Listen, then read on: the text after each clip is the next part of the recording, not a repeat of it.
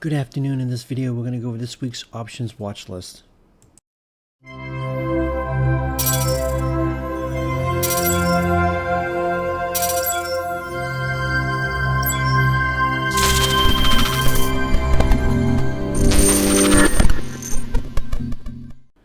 Before I get into the watch list, if you're not in the room, you can find the link in the description of the video and in the bio section of my social media accounts. Also, please like the video and subscribe to the channel if you haven't already. Now, looking at the economic calendar for the week, we have Powell a couple days. We have him Monday morning at 10:30 a.m. Eastern Standard Time. Then he's speaking again at 9 a.m. before market opens. And that is it for now. But yeah, he's let's see what he's doing. Just delivering opening remarks at an online conference about the economy and stuff like that. And let's see what he's doing Tuesday morning.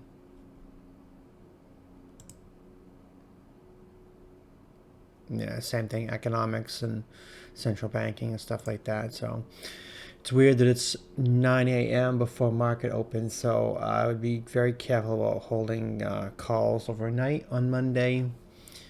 I'm not saying it's going to drop, it could pop, but Powell just 90% of the times sinks the market. But like this past FOMC, he didn't, he popped it, even though there was really nothing to pop it for. But anyways, that's just regardless of that. Now,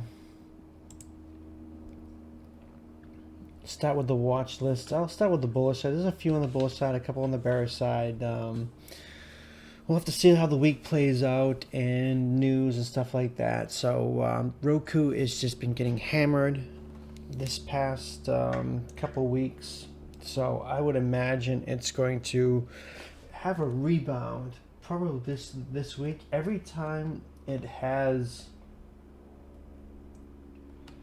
a big sell-off, it ends up bouncing on it. So you had a big sell-off, it had a dead cat bounce right here, and it went a little lower, then it had a rebound. So right here, big sell-off, a little bit of a dead cat bounce, and then more of a sell-off. So I'm thinking, you know, if it can hold this level of 283, that it could probably have a nice strong bounce. I think that it could end up going to 350, 400 by the end of the year, but we'll have to see what happens. So I would watch it over, I'd say over 280 for push to, you know, Roku could just have one of those nasty days like right here, a $40 day. On Friday, whatever day it was this day, right here, not Friday, Thursday, it just had a massive pop.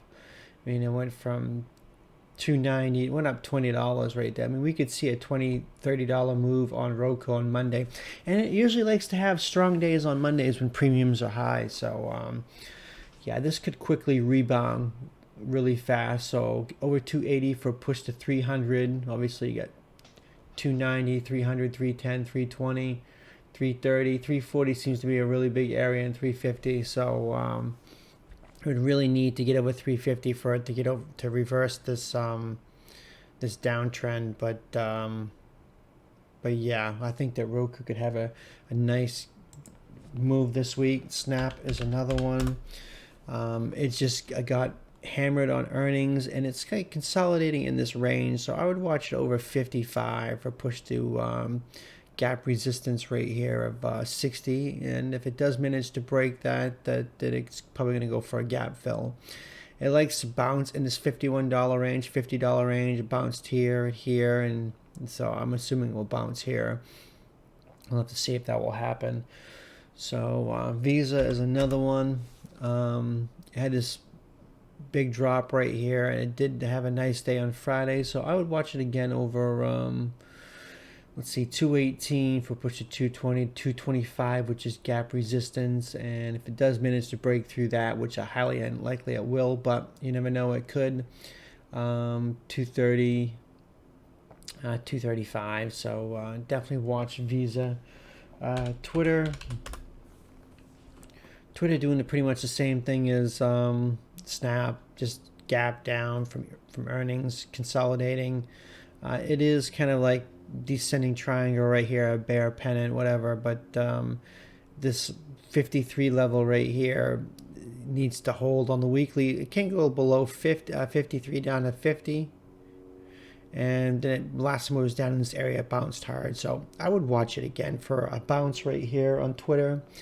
Facebook is another one. Actually, I would watch it, over, say over 54 if it pushed to 55, 56. Basically every whole dollar, 57, 58, 59, 60 would be gap resistance. So it might likely reject that. So, but we'll have to watch it, see what happens. Whoops. I don't know what happened there, but Facebook is another one. It did drop off from all the whistleblowing news and stuff like that. It did recover, but it did have like a top tailing candle right here, which usually means it's bearish, but this is Facebook. I'll watch it on both sides. I'd watch it over 345, 346 for push to 350.